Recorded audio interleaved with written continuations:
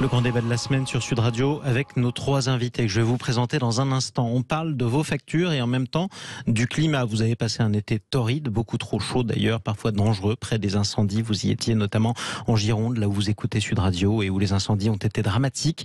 Vous avez en même temps vos factures qui augmentent. Est-ce qu'on peut lutter d'un côté contre la vie chère et de l'autre pour le climat? C'est la question qu'on vous pose. 0826 300 300. Vous avez la parole à tout moment en compagnie de nos invités que je vous présente. Lauriane Rossi, bonjour à vous. Bonjour. Vous êtes élue Renaissance, le parti majoritaire dans les Hauts-de-Seine. Vous êtes par ailleurs ancienne députée, ancienne questeur de l'Assemblée nationale. Nous sommes également en direct sur Sud Radio avec Philippe Bouriaki. Bonjour à vous. Bonjour. Porte-parole national de l'écologie au centre. Écologie au centre, c'est-à-dire que vous siégez au Conseil régional de l'Île-de-France dans la majorité? Pour l'instant, je suis en non-inscrit, mais... Bon, vous vous rapprochez de Valérie Pécresse. Presque écologiste d'hiver droite, on peut le dire ainsi? Ah non, du tout. Vous nous expliquerez la nuance. Quoi qu'il en soit, nous sommes également avec notre troisième invité, Monsieur Zerbib. Bonjour à vous. Bonjour. Vous êtes élu Les Républicains du côté notamment de la capitale. Pas élu. Référent. Les Républicains. Mais des référents républicains et avocats. Et vous êtes par ailleurs avocat et juriste par définition. Nous parlons de la vie chère. On a parlé ce matin d'un paradoxe qui nous a beaucoup étonné sur Sud Radio. C'était un entrepreneur. Son métier est d'entretenir les groupes électrogènes. Un groupe électrogène, c'est ce qui permet de remplacer le courant quand ça saute et qui fonctionne au diesel. Il se trouve qu'un certain nombre d'entreprises, ses clients l'appelaient parce qu'elles se posaient la question. C'est-à-dire que si leur facture d'électricité continue à augmenter, il serait peut-être plus rentable pour elles de fonctionner à plein temps au groupe électrogène. C'est un peu un cas d'école pour la question que je vous pose, Lauriane Rossi. C'est pas la preuve que finalement on ne peut pas lutter contre la vie chère et en même temps pour le climat en même temps ? Si, et je crois que c'est tout l'objectif des mesures annoncées par Elisabeth Borne, le gouvernement, et puis le sens des mesures qui ont été votées aussi ces derniers mois, ces dernières années, c'est-à-dire à la fois lutter contre le réchauffement climatique, on voit bien au travers de l'été qu'on a traversé, les incendies, la sécheresse, etc. On l'a tous constaté qu'on est face à un dérèglement climatique majeur et en même temps face à un contexte international de tensions extrêmement fortes sur les prix de l'énergie, de raréfaction des ressources et des matières premières qui font que le pouvoir d'achat de chacun d'entre nous, et notamment des ménages les plus modestes, appelle un accompagnement, et notamment aussi un accompagnement des entreprises et les plus petites. Et c'est tout le sens des aides qui sont déployées. Et ce sera important, d'ailleurs, on va en parler, c'est aussi un accompagnement des particuliers. En ce moment, on a une ristourne sur l'essence pour tous ceux qui ont besoin de se déplacer. Mais du coup, on revient à un cas d'école que vous allez nous confirmer, Philippe Bouriaki. C'est-à-dire que... c'est logique qu'on baisse le prix à la pompe parce que les gens pourraient plus se déplacer. Mais d'un autre côté, c'est de l'essence, c'est pas bon pour la planète. Tout à fait, mais parce que personne n'a pris depuis ces nombreuses années, alors que les écologistes alertaient. Et je parle d'Haroun Taziev, qui est un grand environnementaliste. Je parle de René Dumont, qui est le premier pionnier d'écologie. On parle de la raréfaction des produits fossiles et les conséquences qu'ils avaient. Donc il fallait commencer à accélérer et accentuer la transition écologique vers les énergies renouvelables, avec le mix énergétique, bien évidemment. Il n'y a pas une seule source de production. On pense à l'hydraulique, on pense au solaire, on pense aux éoliens, et maintenant il y a des éoliens sans palme. On pense aussi à l'hydrogène, on pense à vraiment plusieurs solutions. Vous parlez à l'imparfait. Il fallait. Maintenant, on en est là. Qu'est-ce qu'on fait? Il faut le faire d'urgence. Effectivement, en attendant, nous n'avons pas d'autre alternative que de servir que ce qui existe actuellement. En un mot, Léonard Zerbib, et je vous redonnerai la parole juste après. Est-ce qu'on peut lutter pour les deux? Je pense que c'est tout l'enjeu, c'est de concilier à la fois... C'est ce qu'on voudrait, mais est-ce que c'est faisable? Je pense que c'est faisable parce que justement, aujourd'hui, on a un discours qui vient notamment des écologistes, qui est un discours décroissant, auquel je n'adhère pas parce qu'on peut, à mon sens, justement, allier la croissance économique avec un discours en faveur de l'environnement, notamment en matière énergétique, en s'appuyant sur le nucléaire, et donc en s'appuyant sur une énergie qui est décarbonée et qui nous permet d'avoir cette indépendance énergétique. Malheureusement, on y a renoncé depuis des années, et donc aujourd'hui, on en paie les conséquences. Et on se retrouve justement à l'approche de cet hiver compliqué. Comment passerons-nous l'hiver? On en parle avec nos trois invités, Léonard Zerbib, Philippe Bouriaki et Lauriane Rossi. 0826 300 300. Peut-on lutter contre la vie chère en même temps qu'on lutte pour le climat? Vous nous appelez, on vous donne la parole. À tout de suite sur Sud Radio. Est-ce qu'on peut lutter contre la vie chère et en même temps pour le climat, pour la planète? C'est la question qu'on vous pose. 0826 300 300. Dans un instant, la parole à Muriel qui nous appelle de Béziers. On est avec nos trois invités. Lauriane Rossi qui est ancienne députée député Renaissance. Vous êtes toujours d'ailleurs élu Renaissance dans les Hauts-de-Seine. Nous sommes également avec Léonard Zerbib, avocat et référent Les Républicains, et Philippe Bouriaki, porte-parole national de l'écologie au centre, qui est un parti écologique. Léonard Zerbib, je le disais il y a quelques instants, la gauche, notamment les écologistes, Europe Écologie Les Verts, mais aussi la France Insoumise et d'autres formations de gauche appellent bientôt à une grande marche contre l'inaction climatique, c'est le terme, et en même temps contre la vie chère. Est-ce que ça a du sens de manifester dans ces cas-là ? Mais je crois que d'abord l'inaction climatique, c'est justement ce qu'on disait avant la publicité, c'est ce qu'on a fait avec le nucléaire. Parce que justement, on voit qu'aujourd'hui, l'énergie constitue une des parts mondiales les plus importantes des émissions de gaz à effet de serre. Et en matière d'énergie, le nucléaire constitue un atout majeur. Et malheureusement, depuis 5 ans, on a en partie fixé comme objectif de réduire la part du nucléaire. Et aujourd'hui, on tient un peu le discours inverse. En tout cas, ce qu'indique le président de la République. Vous reprochez à Emmanuel Macron d'avoir fermé Fessenheim. Notamment, bien sûr. Et puis également d'avoir continué dans l'objectif de réduction de la part du nucléaire. Alors que c'est un atout majeur, que c'est une énergie décarbonée. Voilà. Donc je crois qu'aujourd'hui, le discours décroissant n'est pas le bon. On peut tout à fait envisager la croissance économique et également l'énergie et également la lutte contre le dérèglement climatique. Mais il faut arrêter aussi de culpabiliser les Français. Parce que la part de la France dans le nombre d'émissions de gaz à effet de serre est infime par rapport à la Chine. La France, c'est 1% et la Chine pollue 28 fois plus. On pollue depuis longtemps, par contre. On pollue peut-être depuis plus longtemps, mais en tout cas, il faut regarder aussi ce que sont les grandes masses. La Chine pollue plus, et donc, si on veut lutter efficacement contre le climat, il ne faut pas simplement prendre le problème qu'au niveau franco-français, il faut aussi regarder les importations des produits, et donc réfléchir par exemple à une taxe carbone aux frontières européennes. Et une taxe carbone, pourquoi pas, Philippe Bouriaki ? C'est extraordinaire, Elle a c'est été ce qu'on votée. propose, donc c'est magnifique. Je ne vais pas me faire le défenseur du président de la République, mais Fessenheim, vous savez qu'elle est sur une faille sismique. Vous savez pourquoi elle a été fermée, Fessenheim ? Car elle représente un danger majeur pour l'équilibre de notre pays. Donc moi, c'était pas un danger majeur. Si, c'est un danger majeur. Et si aujourd'hui on a 30 centrales qui sont à l'arrêt, c'est parce qu'elles sont pour maintenance. Elles ont une durée de vie de 40 ans et au bout de 40 ans, il y a des problèmes de corrosion. Alors je ne vais pas essayer de faire peur à la population française, mais si vous êtes pour ou vous êtes anti-nucléaire ? Nous pensons qu'il faut sortir du nucléaire.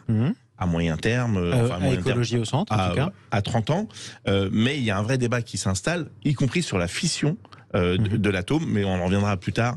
J'attends d'avoir tous les rapports là-dessus. Nous prenons un mix énergétique. Mais je voudrais un mix sans le nucléaire à terme. À terme, mais à 30 ans, oui, on ne peut pas sortir du jour au lendemain. On n'est pas des fous furieux, on n'est pas des Khmer verts. Donc c'est pour ça qu'on vous dit, les écologistes, non, Europe Écologie Les Verts sont dans une position dogmatique et sectaire. Nous sommes pour une position de l'écologie réaliste, d'accompagnement et incitatif. Je voudrais dire que le projet écologiste, c'est un projet de société. Comme le libéralisme l'a connu, comme le socialisme l'a connu. Donc il faut qu'on passe sur un autre mode de consommation différencié. Il ne s'oppose pas à la croissance, mais consommer différemment, recycler, réemployer, réutiliser. Et ça, c'est quelque chose qu'on dit depuis longtemps et sur lequel presque tout le monde est d'accord. Sur le mais principe. Personne ne le fait. Le problème, c'est que personne ne le fait. Qu'est-ce qu'on fait de plus ? Qu'on laisse l'écologie au centre arriver au pouvoir et puis on le fera. Je ne peux pas dire que personne ne le fait. Je crois qu'il suffit d'aller dans nos territoires respectifs, de voir que les habitants sont de plus en plus mobilisés sur le réemploi, sur le compostage, sur la réutilisation des déchets, les recycleries et les tiers-lieux émergent partout. Enfin, il y a vraiment de très très belles initiatives et je crois que chacun à son niveau a pris conscience. Les collectivités aussi et les entreprises aussi. Moi, j'avais rendu un rapport l'année dernière sur la conditionnalité des aides publiques aux entreprises en matière environnementale et je peux vous dire qu'elles ont pris le tournant. Maintenant, il faut les accompagner davantage.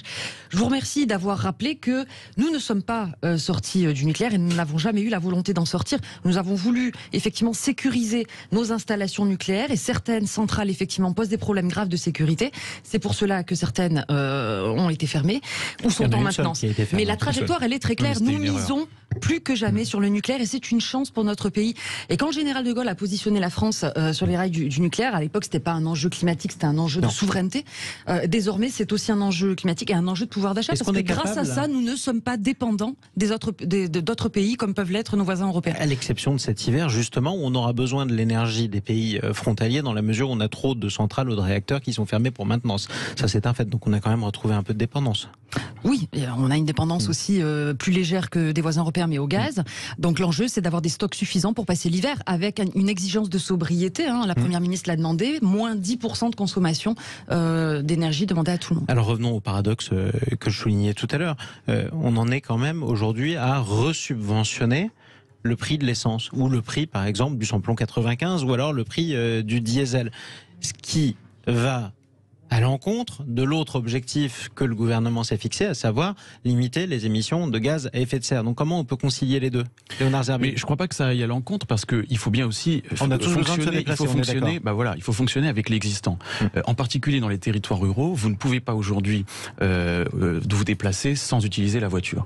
Donc évidemment que tout le monde, et aujourd'hui vous l'avez rappelé, les Français sont totalement conscients qu'il y a cet enjeu climatique. Je crois que ça rentre dans les 2 ou 3, dans le top 3 des préoccupations première des Français. Et donc le sujet aujourd'hui, c'est de fonctionner avec ce qui existe actuellement, et on ne peut pas du jour au lendemain remplacer toutes les voitures par des voitures électriques. Donc les personnes qui se déplacent en voiture et qui n'ont pas d'autre solution pour se déplacer que d'utiliser la voiture, il faut bien les aider. Mais je voulais simplement rebondir sur le nucléaire. J'ai un peu du mal à entendre que Emmanuel Macron ait toujours été un pro-nucléaire. Il a tenu quand même le discours inverse en 2017. Il a voulu réduire la part du nucléaire, et aujourd'hui on voit bien qu'il rétropédale. Si on prend un exemple, le projet Astrid, qui était un projet de recherche en matière nucléaire qui permettait notamment d'utiliser les déchets, a été stoppé en 2019 par Emmanuel Macron. Donc on peut pas dire que Emmanuel Macron ait toujours été un nucléariste convaincu. Ouais. On va revenir avec Philippe Bouriaki justement sur cette période. Avant ça, 0826 300 300. Francis qui nous appelle. Bonjour à vous, Francis. Oui, bonjour. Bienvenue sur Sud Radio. Vous nous appelez d'où d'abord? Je suis de Tarbes, dans les Hautes-Pyrénées. Bienvenue au Bigourdan que vous êtes. En tout cas, vous nous appelez parce que vous cherchez à faire installer des panneaux solaires, si j'ai bien compris. Voilà. Et on vous laisse pas le faire. Oui, c'est-à-dire que j'ai fait une demande en 2008. Et j'avais à 500 mètres à peu près derrière mon toit où je voulais mettre les panneaux solaires, j'avais une collégiale. Bon, alors j'ai eu affaire au bâtiment de France. Oui. En 2008, j'ai fait une demande, on me dit que non, parce qu'on a assez de possibilités de faire de l'énergie dans les Hautes-Pyrénées, donc on n'a pas besoin de mettre les panneaux solaires sur les toits, c'est évident. Par contre, si je veux, je peux le mettre sur mon jardin qui me sert à moi pour me faire mes légumes, mais sur le toit, je m'en sers pas, donc je voulais le mettre sur le toit. Et en 2018, je fais la même demande, j'ai 150 mètres carrés de disponible, et bien on me fait la même réponse. Donc, à un moment donné, il faut arrêter, quoi. Il faut arrêter de nous bourrer le crâne, de nous faire croire qu'on ne va pas pouvoir se chauffer, qu'on va être limité en courant et tout ça. Et on empêche les gens depuis 2008 de faire des installations. J'ai d'autres collègues qui auraient aimé faire, mais c'est toujours les mêmes réponses. Mais vous habitez juste à côté d'un beau monument. Vous savez quoi? Vous amenez une troisième problématique de la journée, mon cher Francis, parce que c'est les journées du patrimoine. Elle est sûrement superbe, la collégiale qui est à côté de chez vous. Mais effectivement, c'est une vraie question. Vous avez raison de la poser. Est-ce qu'on devrait, on va demander à un écologiste qui est avec nous, Philippe Bouriaki. On a besoin d'énergie renouvelable. Est-ce qu'on devrait, dans ce cas-là, pousser les architectes des bâtiments de France à autoriser l'installation de panneaux solaires sur un toit plutôt que des tuiles mécaniques qui sont pas forcément très belles? Il faudrait, dans cette problématique, voir s'il n'y a pas de solution alternative. Je pense à la géothermie, je pense à l'éolien sans palme. Ce sont des tubes que vous installez et dès qu'il y a une prise de vent, ça fait bouger pas forcément plus beau à côté de la collégiale de Franchise. Mais vous n'êtes pas obligé de faire des hauteurs très compliquées. Et je crois que c'est un débat qu'il ne faut pas avoir uniquement avec les écologistes, mais avec tout le monde, parce que le patrimoine de France appartient à toute la France. Y compris aux pollueurs et à tout le monde, ça on est d'accord. À tout le monde. Et je comprends tout à fait sa problématique, mais du coup, est-ce qu'on ne peut pas déporter, c'est-à-dire mettre des panneaux solaires dans un terrain communal et alimenter toutes celles et tous ceux qui auraient voulu s'équiper de panneaux solaires. Donc il y a, nous, l'écologie 60, l'écologie pragmatique, nous avons plusieurs solutions. Il n'y a pas qu'un seul tunnel qui peut emmener dans une impasse comme Europe Écologie Les Verts. Il y a plusieurs voies et nous pensons qu'à plusieurs à table, l'intelligence collective sera beaucoup plus productive. En tout cas, le témoignage de Francis montre aussi qu'il y a une certaine volonté justement de passer à l'énergie renouvelable. Ce que je voulais d'abord souligner, on a de plus en plus de Français, et bravo à vous Francis, qui veulent se lancer justement dans la production d'énergie renouvelable en utilisant notamment l'énergie solaire. Ce que vous pointez du doigt, monsieur, est précisément en train d'être examiné à l'Assemblée nationale en ce moment. Il y a un projet de loi énergie renouvelable qui justement vise à lever les freins au déploiement de cette production d'énergie renouvelable. Vous n'êtes pas seul, il y a beaucoup de Français qui souhaitent se lancer dans cette démarche et qui sont bloqués par des contraintes d'urbanisme, etc. Alors, il faut être prudent parce qu'effectivement, il y a des monuments qui sont protégés, qui sont classés, etc. Donc on peut pas faire n'importe quoi. Mais il n'est pas normal qu'en France, on mette beaucoup plus de temps qu'en Allemagne ou dans d'autres pays européens pour se lancer dans la production d'énergie solaire ou d'éolienne. Voilà. Donc on va lever ces freins-là pour aller plus vite et vous permettre, évidemment, d'avancer dans cette démarche. Léonard Zerbib, Zerbib a blémi quand vous avez prononcé le mot éolienne.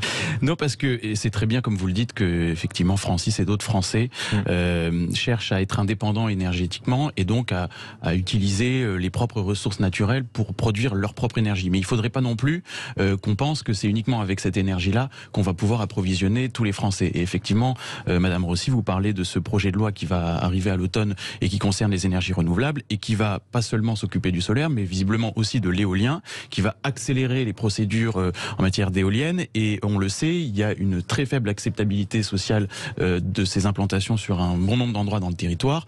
Et donc je dis que simplement, je suis assez inquiet par les dispositions qui pourront être proposées.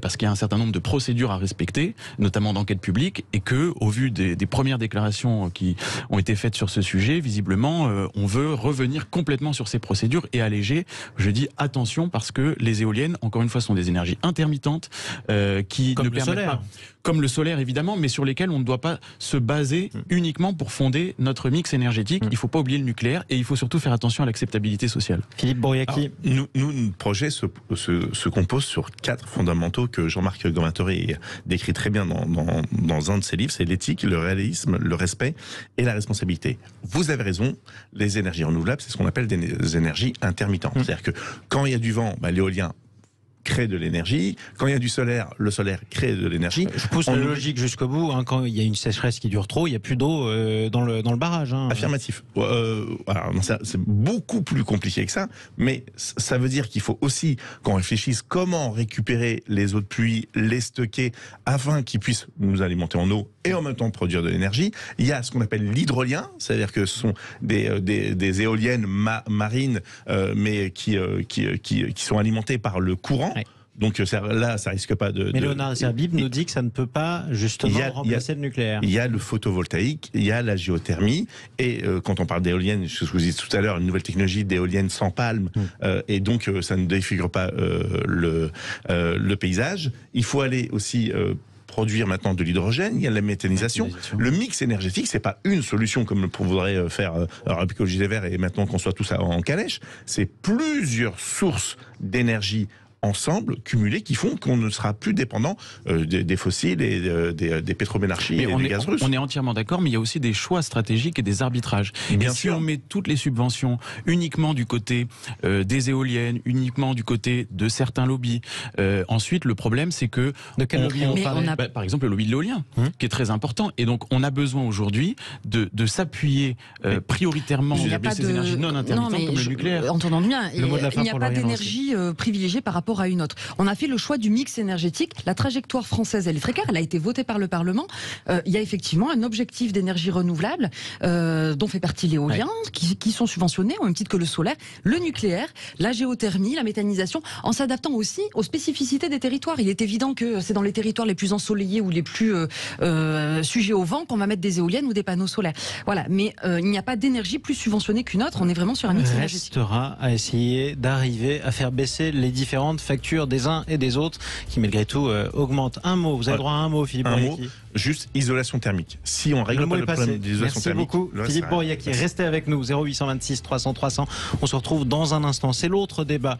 Notre politique d'immigration est absurde. C'est le président de la République qui l'a dit, Emmanuel Macron. Pourquoi ? Comment ? Êtes-vous d'accord ? On en parle dans un instant avec vous. 0826 300 300. À tout de suite. Sud Radio, le débat de la semaine. Notre politique d'immigration est absurde. Le président de la République qui a eu ces mots en milieu de semaine, une phrase et un discours d'ailleurs qui n'a pas manqué de faire réagir. Des préconisations d'ailleurs. Pourquoi ne pas permettre à des étrangers de s'installer davantage dans des zones rurales où effectivement l'immigration est moins présente que dans d'autres zones urbaines. Ça a évidemment fait polémique. Vous nous appelez 0826 300 300. Muriel qui nous appelait de Béziers pour y réagir aura la parole dans quelques instants. C'est promis ma chère Muriel. D'abord Léonard Zerbib. Notre politique d'immigration est absurde. Vous êtes presque pour la première fois de ce premier quinquennat tombé d'accord avec le président de la République. Ça m'amuse toujours un peu de voir des responsables politiques commenter la propre politique qu'ils dirigent eux-mêmes. Je trouve ça assez amusant. Maintenant, oui, effectivement, sur le constat, je pense qu'on sera sans doute tous d'accord, il y a un vrai problème aujourd'hui en matière d'immigration. Est-ce que vous aurez identifié le même problème ? Quel est le problème de la politique d'immigration française pour vous ? Pour moi, le problème, c'est de savoir si un État est encore souverain et si on peut encore décider de qui rentre et de qui sort sur notre territoire. Aujourd'hui, on ne décide pas de qui rentre. En tout cas, je vais vous donner 2 exemples. On a un certain nombre, vous savez, d'obligations de quitter le territoire français, qui sont décidées par les préfets et confirmées parfois par la justice, par le tribunal administratif. Vous en avez plus de 90% qui ne sont pas appliquées. Vous avez un rapport qui est très intéressant de la Cour des comptes de 2020 et qui montre que parmi les titres de séjour, les 276 000 titres de séjour qui avaient été délivrés en 2019, vous en avez à peu près la moitié seulement qui relèvent de la souveraineté de l'État. Ça veut dire que sur l'autre moitié des titres de séjour, ce sont des décisions qui relèvent des protections qui existent par, et on peut parfois s'en féliciter, mais par la Constitution, par nos textes internationaux. Le droit d'asile, par exemple, qu'on accorde à des personnes ou alors à des réfugiés. Tiens, je vais vous redonner la parole. On donne la parole à Muriel qui nous appelle de Béziers. Bonjour Muriel. Bonjour. Vous avez beaucoup attendu, je suis désolé, vous nous appelez au 0826 300 300. Je suis les débats, même le précédent avec les Khmer verts. Voilà. Bon, alors là, il n'y a plus de Khmer vert, c'est une image d'ailleurs. Parlons d'abord de l'immigration. Quand Emmanuel Macron dit que notre politique est absurde, à votre avis, à quoi fait-il allusion ? Là, vous voyez, heureusement que je suis assise parce que je suis pliée en deux. Je crois que monsieur Macron n'a toujours pas compris, avec les dernières élections, que sur ce sujet, il a pris quand même une raclée. C'est-à-dire ? Je vois en Suède, c'est pareil, ça se propage partout, donc il va falloir à un moment donné que chaque pays reprenne, comme a dit Léonard Zerbib qui s'exprimait à l'instant. Monsieur, de ne pas avoir retenu votre nom. On est... Moi, je ne suis pas contre l'immigration, mais une immigration, quand on en a besoin, avec des quotas, c'est-à-dire, là, en ce moment, il y a on recrute on a besoin de personnel, on peut en faire venir, mais quand c'est fini, comme aux États-Unis, avec une carte verte, un contrat de travail, et quand c'est fini, les gens rentrent chez eux, etc. Parce que là, mais c'est votre proposition à laquelle je vais proposer à nos invités de réagir, ma chère Muriel, si vous le voulez bien. Merci beaucoup pour votre appel, 0826 300 300. Lauriane Rossi, Muriel qui faisait cette proposition sur les quotas et qui faisait aussi allusion à ce qui s'est passé en Suède. On le rappelle, la droite alliée à l'extrême droite locale, dans un contexte de forte immigration, manifestement pas assez contrôlée aux yeux d'une partie de la population, a gagné les élections. Quant au Rassemblement national, il a fait un score inédit en France. Même phénomène ? Oui, non, on voit bien que le sujet migratoire est un sujet européen, qu'il frappe les pays et que les populismes de tous bords, d'extrême droite, surfent là-dessus. Je veux juste revenir sur les propos du président de la République. Il a dit, effectivement, notre politique d'immigration est absurde, mais pas que. Elle est inefficace et elle est inhumaine. Et ça, c'est important de rappeler ces 3 points. Pourquoi ? La France est sans doute l'un des pays qui accueille le plus en Europe. Et on est fidèle à la tradition d'accueil qui est la nôtre. Maintenant, effectivement, je suis d'accord avec vous, Léonard Zerbib, il y a sans doute, et c'est l'enjeu du projet de loi qui arrive, matière à mieux encadrer les filières, les règles qui président à l'immigration dans notre pays, mieux aussi et faciliter en fait les reconduites à la frontière, notamment pour les délinquants étrangers. On a eu des faits divers très récemment qui ont démontré que, si vous remplissez certaines conditions, en fait, vous n'êtes pas reconduit à la frontière dans votre pays quand vous avez accompli des actes de délinquance, voire des crimes sur notre sol. Et ça, c'est un vrai sujet qu'il va falloir régler. Et puis surtout accueillir mieux intégrer et accueillir dignement. Moi, j'étais et je reste élue dans les Hauts-de-Seine.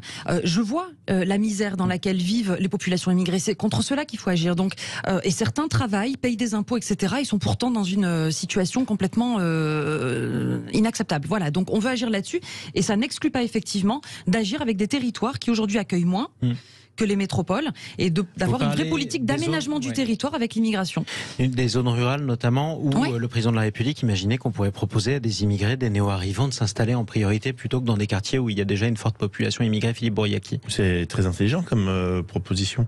Vous pouvez pas concentrer dans un même périmètre toutes ces personnes qui ont besoin effectivement de travail, mais d'accompagnement. Peut-être qu'elles sont là où le travail existe pour le coup. C'est le problème de la centralisation. Et lorsque vous avez centralisé les métropoles, vous avez automatiquement de facto créé des déserts dans nos si belles campagnes de France. Et beaucoup de maires et beaucoup de commerçants dans les ruralités aimeraient avoir des personnes qui viennent s'installer, mais s'il n'y a pas de travail, c'est pas possible. Enfin, c'est le serpent qui se mord la queue. Enfin, on tourne rond et effectivement, c'est une réflexion qu'il faut avoir autour de la table à plusieurs et nous sommes prêts à prendre notre part et nos propositions. Je parle de l'écologie au centre, bien évidemment, puisque on a vu que avec le CNR qu'a proposé le président de la République, les gens dits de gauche, parce que je mesure mes mots, ont claqué la porte et ont refusé d'y aller. Nous n'avons pas été invités. Nous trouvons ça assez regrettable. Mais si c'est pour faire la même chose que la Convention citoyenne, ça ne sert à rien. C'est dépenser du fric pour rien. Mais effectivement, il y a une vraie question et on doit avoir un vrai débat national en laissant sur l'immigration. Sur l'immigration. Pourquoi pas apaiser en un mot? J'aimerais qu'on réponde à Muriel et chacun d'entre vous autour de cette table, puisqu'on arrive au terme malheureusement de ce débat. Une politique des quotas, c'est une vieille idée, une vieille proposition qui a souvent été faite. Ce serait une bonne chose pour vous ou pas? Oui, bien sûr. Bien sûr. Ça a été une proposition qui a été lancée au moment de la présidentielle. Je pense que ce serait une bonne idée. Ce qui compte, c'est de contrôler l'immigration. Pour réagir sur les territoires ruraux, simplement, on a l'impression qu'Emmanuel Macron traite ce sujet comme il gérerait des actifs en bourse. On peut pas traiter des personnes, on peut pas imposer que des personnes aillent dans les territoires ruraux qui, je le rappelle, ont des grandes difficultés parce que s'il y a un exode rural, c'est peut-être qu'il y a une raison. Il y a des problèmes d'accès aux services publics, c'est parce qu'il y a des problèmes en matière de transport, c'est parce qu'il y a une désertification médicale, aussi en matière d'emploi. Donc le sujet, c'est de défendre les ruraux, de mener des politiques publiques pour les ruraux et pas d'essayer de faire d'une pierre deux coups en utilisant l'immigration et d'utiliser les ruraux comme une variable d'ajustement de l'impuissance de l'État. Après tout, si on sauve les campagnes, tout le monde dira. Il y a beaucoup d'exploitations agricoles qui aujourd'hui font appel à l'immigration parce que ils ne trouvent pas de main-d'œuvre. Il y a des écoles qui ferment et je crois beaucoup de villages seraient ravis d'accueillir des familles immigrées. Donc c'est une chance aussi l'immigration, une vraie richesse pour beaucoup de nos villages. Chers amis, c'est le terme de ce débat. Malheureusement, merci à tous les trois d'être intervenus. Lauriane Rossi, merci à vous. Ancienne députée Renaissance et questeur à l'Assemblée nationale, vous êtes toujours élu dans les Hauts-de-Seine. Nous étions également avec Léonard Zerbib, référent Les Républicains et avocat, et Philippe Bourriaki, porte-parole national de l'écologie au centre. Tiens, on fait baisser la facture, notamment la facture du carburant avec Jean-Luc Moreau. On parle auto avec Laurence Porreau et vous-même dans un instant. De 11h à 13h, on parle